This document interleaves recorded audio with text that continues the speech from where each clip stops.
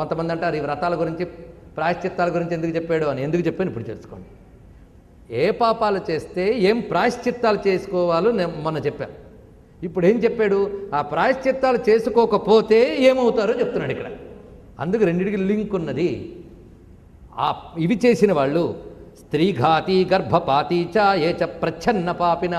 స్త్రీఘాతి, స్త్రీని బాధ పెట్టేవాడు, హింసించేవాడు. గర్భపాతి, చెప్పుకున్న తనంత తాను గర్భాన్ని తీసుకునేటువంటి వారు. ఏ హరంతి గురోర్ద్రవ్యం దేవద్రవ్యం, దేవద్రవ్యాన్ని హరించేవాళ్ళు. ఈ దేవాలయానికి ఆస్తులు కొన్ని 100 ఎకరాలు, కానీ దేవుడికి మాత్రం నైవేద్యం ధూపం దీపం లేదు. 100 ఎకరాలు పండకుండా ఉన్నాయా? పండుతున్నాయి, దండిగా వస్తూ ఉన్నాయి, కానీ దేవుడికి చేరడం లేదు. ఎవరికి చేరుతుందో వాళ్ళందరూ తర్వాత పడే చోటు ఇది, గుర్తుపెట్టుకోండి. వాళ్ళకి ఇన్వైట్ చేస్తూ ఉంటుంది ఇక్కడ. ఎందుకంటే ఎంత దేవద్రవ్యం తిన్నా అప్పుడు అనుభవిస్తావు. ఈ దేవద్రవ్యం దోషం చేత తర్వాత సంతానాదులకు బ్రతుకున్నప్పుడు బాధలు తప్పవు వాళ్ళకు కూడా, గుర్తుపెట్టుకోండి. ఎందుకంటే శరీరగతంగా దుష్టద్రవ్యం వెళ్ళిన దోషం వాళ్ళకు ఉంటుంది. నరకంలో నువ్వు అక్కడ అనుభవిస్తావు, అది చూపిస్తున్నాడు ఇక్కడ. చూసారా, నరకాది విశ్వాసం మనల్ని ఎంత యమిస్తోందో అంటే అర్థం ఏంటి? రెగ్యులేట్ చేస్తోంది, కంట్రోల్ చేస్తోంది. కనుకనే యమించేవాడు ఎవడో తెలిసింది కదా. యమలోకం మీద విశ్వాసం ఉన్నా ఇక్కడ తప్పు చేయకుండా ఉంటాం, గుర్తుపెట్టుకోండి. ఇది నిజానికి మనం ప్రతి దేవాలయం దగ్గర పెద్ద బోర్డుల్లో ఈ శ్లోకంగాని రాసి పెడితే అప్పటికైనా దేవ ఆదాయం మింగుతున్న వాళ్ళకి బుద్ధి వస్తుందేమో చూద్దాం. ఎంత బాధాకరమైన పరిస్థితి ఉందో తెలుసా.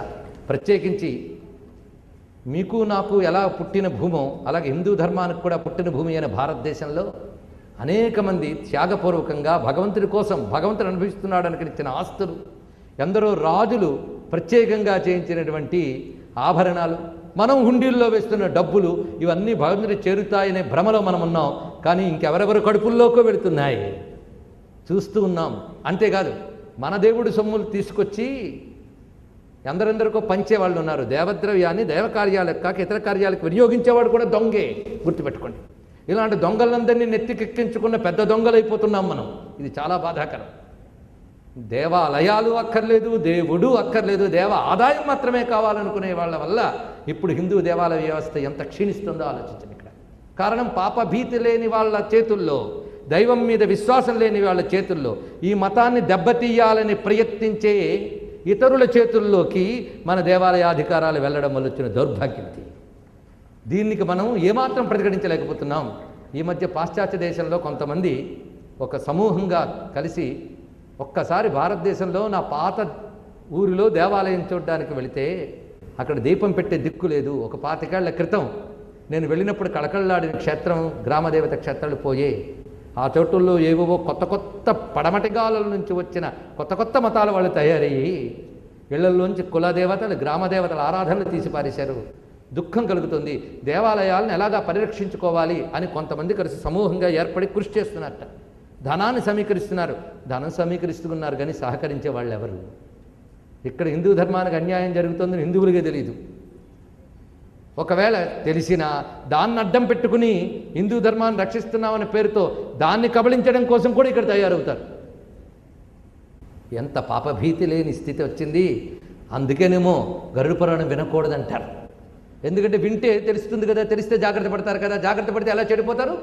చెడిపోవడానికి అవకాశం ఎలా ఉంది? కనుక చక్కగా చెడిపోనిద్దామని చెప్పి ఇవి వినకుండా చేశాడు. కనుక ఇవే అందరూ వింటే ఎంత జాగ్రత్తగా ఉంటారో ఆలోచించుకోండి. కనుక ఇక్కడ ఇవన్నీ నేను చెప్తున్నవి కాదు కదా, విష్ణుమూర్తి చెప్తున్నవి. ఏ హరంతి గురోర్ద్రవ్యం దేవద్రవ్యం చ స్త్రీద్రవ్య హారిణో ఏ చ బాలద్రవ్యం ద్విజస్య చ. పిల్లల కోసం ఉన్న వాడవలసిన డబ్బు స్త్రీ ద్రవ్యం. చూడండి, స్త్రీకంటూ ఇవ్వబడిన ద్రవ్యం మహాఘోరం, ఇది చెప్పాడు.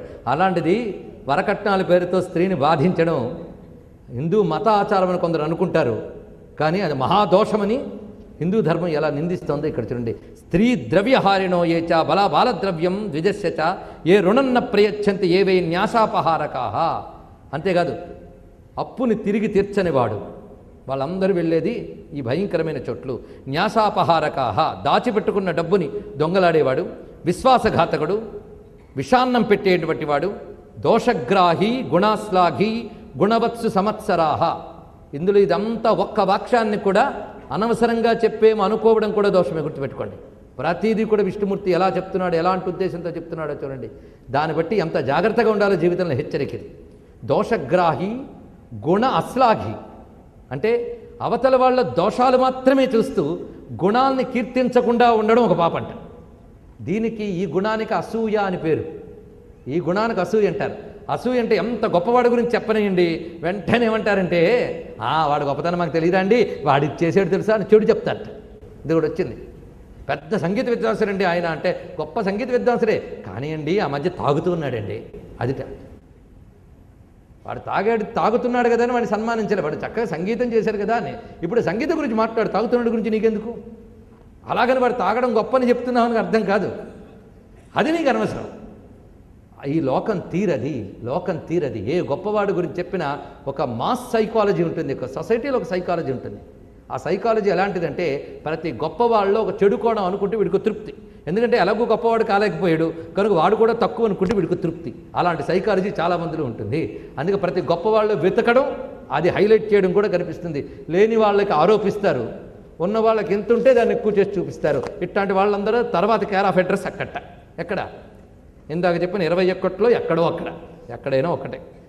నరకాత్ నరకం, దుఃఖాత్ దుఃఖం, భయాత్ భయం, అంతే, మరేమీ లేదు. ఒకదాని నుంచి ఒకటికి హై ప్రమోషన్స్.